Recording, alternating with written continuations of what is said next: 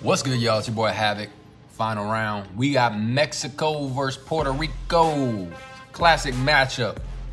Huge. This should be a good one. This should be a pretty exciting fight. I mean, there's lots of pride for this. You know, Mexico versus Puerto Rico. You know these guys are going to come out and give it their best.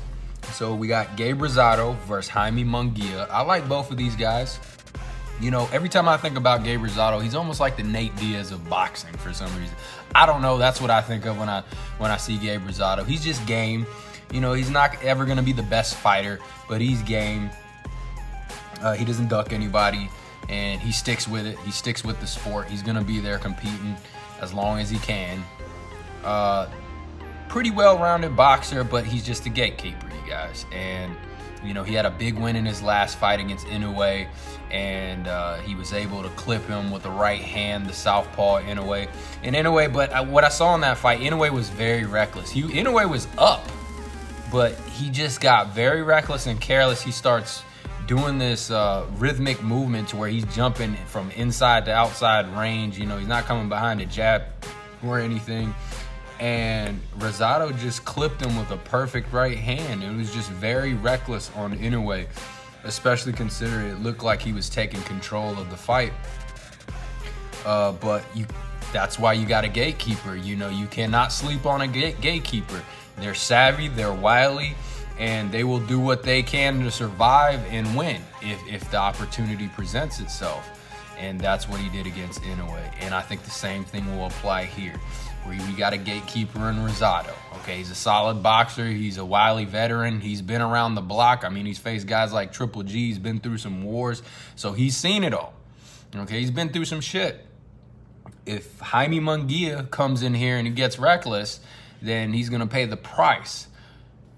But I don't think Jaime Munguia is going to get reckless. And I like Jaime Munguia. He seems like a pretty complete boxer. I like his pressure fighting style. He seems to be very effective with it. He's got little subtle defense. His defense could be a little bit better in his head movement, but it's fairly good. He needs to refine his movement as well. He kind of can get, you know, kind of herky. I don't want to say herky-jerky, but I would just say I would like to see Munguia kind of refine his movement as he moves forward. And we need to obviously see him against bigger name fighters, bigger name opponents.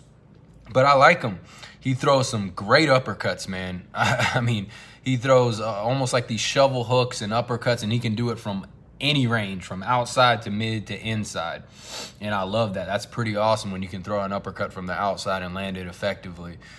He has good punch variation. He throws combinations. He's got a good jab.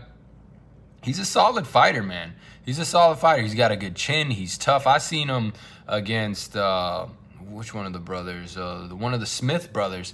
And he gets clipped with this combination and a big right hand, and it didn't even faze Munguia.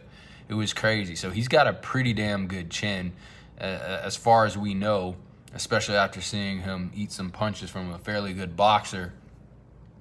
And I think he's going to put pressure on Rosado. We've seen Rosado against pressure fighters. Sometimes he struggles. Even his last fight was, that guy was trying to put pressure on him, and it was making him a little bit uncomfortable. I think Munguia is going to do the same thing, only he's going to be calculated and careful. He's going to be a little bit more strategic and tactical and technical in the way he does it.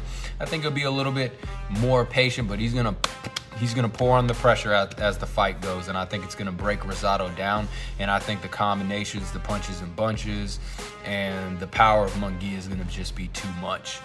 And Munguia, like I said, what I love about Munguia is he has lots of variation in his punches. He can throw anything, and he can throw from many different angles in terms of the way he throws those punches.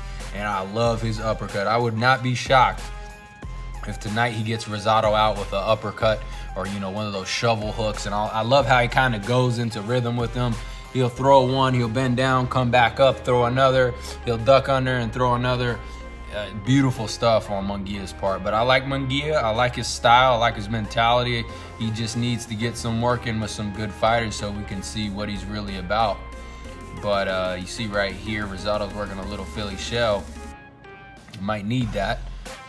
But, you know, Rosado is what he is. He's a gatekeeper, you know, but he's fan-friendly. But, like, again, we got Puerto Rico versus Mexico. It should be a firefight, should be a good one. There should be a lot of pride on the line. I don't think we're gonna see any of these guys go out soft. I may be wrong, but I got Munguia by TKO from rounds 8 to 12. That's me. Final round, your boy Havoc, making a quick prediction and analysis. I'll be a little bit more in detail when we got Porter versus Crawford and for some of the bigger fights. But get at me. Let me know what you guys think. Comment down below who you think is going to win the fight, Rosado or Munguia.